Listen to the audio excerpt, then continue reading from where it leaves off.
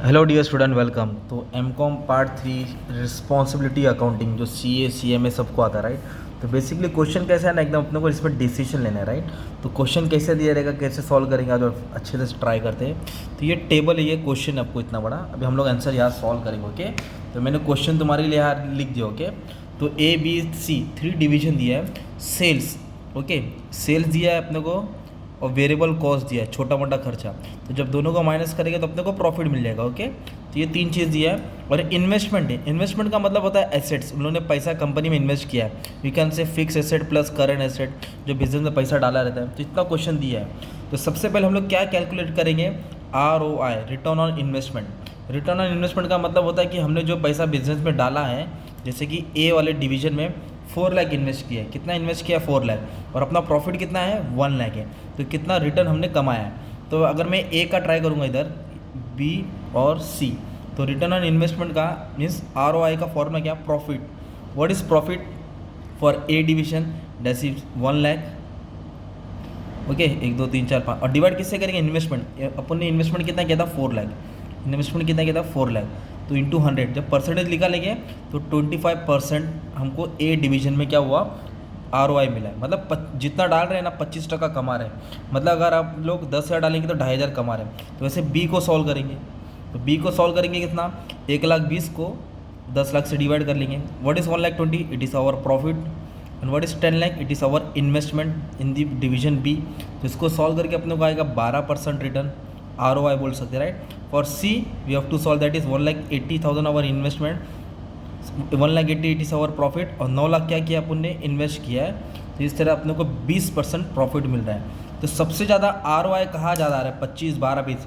तो ज़्यादा रिटर्न्स कहाँ मिल रहा है, ए डिवीजन में। तो इसको फर्स्ट रैंक दे देंगे। फिर सेकंड किसको रैंक देंगे, सी को दे देंगे 20%, थर्ड बी को। तो ये तो ईजी हो गया ROI निकालने के लिए, राइट। तो एक क्वेश्चन तो इतना सॉल्व करने के लिए आएगा ही आएगा।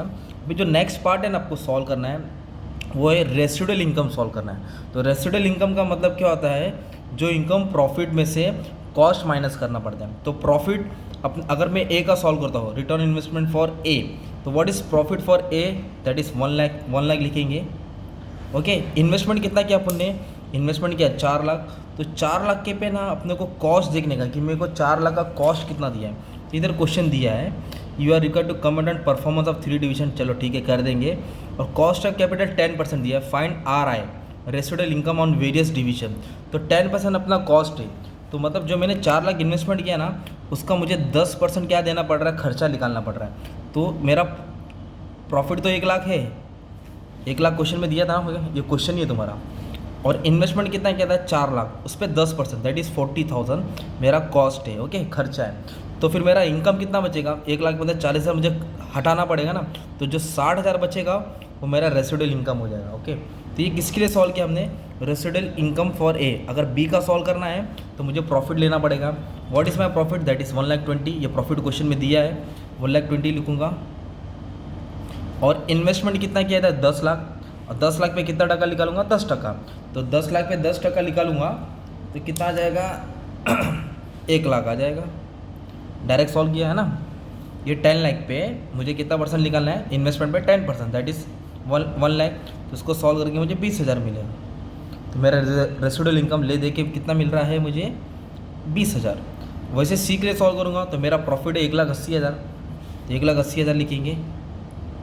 और कॉस्ट कितना है अपना, 10%। कॉस्ट अब 10% अपने को क्वेश्चन में दिया है, तो 9 लाख के ऊपर 10% निकाल दूंगा, राइट। 9 लाख पे 10%, 90,000 आ जाएगा। तो प्रॉफिट में से कॉस्ट माइनस कर दूंगा तो 1,80,000 कितना आ जाएगा, 90,000 आ जाएगा। तो सबसे ज़्यादा ROI किस में ज़्यादा है अपने को, रेसिडुअल इनकम कहाँ ज़्यादा हो रहा है, इधर ज़्यादा हो रहा है, राइट। कौन से वाले में, डिवीजन में, सी डिवीजन में। अभी मुझे कमेंट करने का, तो लास्ट में 3 लाइन का आंसर बना देंगे। In terms of profit, profit के हिसाब से सबसे ज़्यादा प्रॉफिट किधर है, 1,80,000।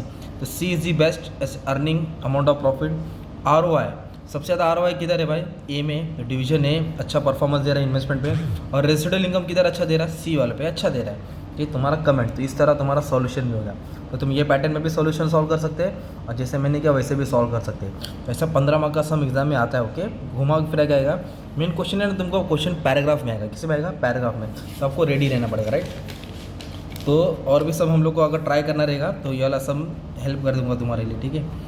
तो रिटर्न, और इन्वेस्टमेंट, तो ये वाला सम तुम्हारे लिए अच्छे से सॉल्व कर दूंगा, ये सब ओके। और भी सम से टेक्स्ट बुक के सॉल्व कर दूंगा, एक टेक्स्ट बुक मिला है बच्चे से लिया हो, तो सब ट्राई कर दूंगा। ये वाला सम बोर्ड में आया था, क्वेश्चन नंबर 6 में करा दूंगा अच्छे से, ठीक है।